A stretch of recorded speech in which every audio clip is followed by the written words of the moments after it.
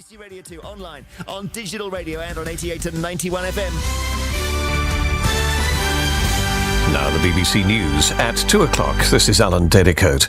A man from Birmingham, Harry Street, has admitted having guns and bombs at his home.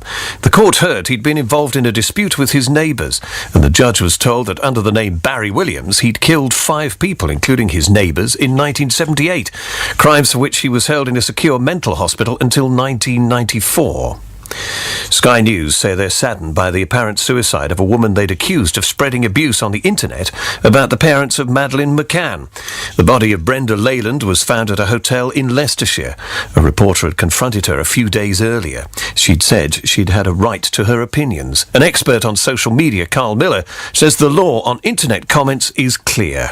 If you actually look at the law that's on the books, trolling is probably illegal. The Communications Act and the Malicious Communications Act has wording in both of them which says that it is illegal to send a communication deliberately which is offensive or grossly indecent, which is basically the definition of trolling.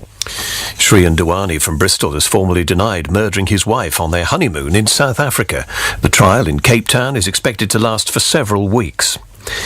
The Business Secretary Vince Cable has accused his Conservative coalition partners of trying to destroy the welfare state. Mr Cable told the Liberal Democrat Party conference in Glasgow that Tory plans to cut spending by a further £25 billion after the next general election would do great harm to key services.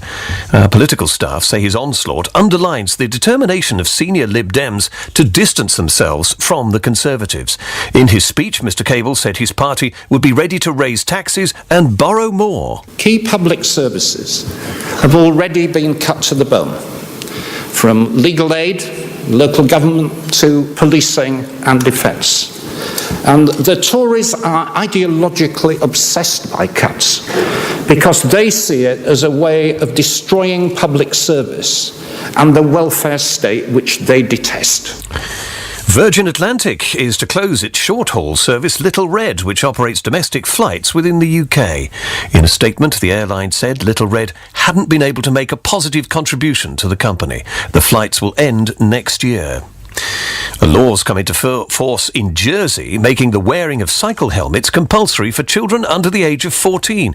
It's the first time such a law has been brought in the British Isles. Lakshmi Gopal reports. From today, most young cyclists in Jersey will have to wear a cycle helmet while riding, or as a passenger in a trailer being pulled by a bike. Anyone caught without could face a £50 fine. The new law applies to all children under the age of 14, and there are already calls for it to be extended to all cyclists on the island, no matter what their age.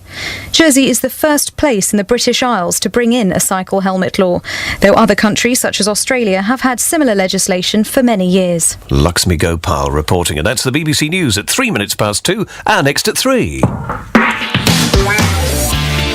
Patrick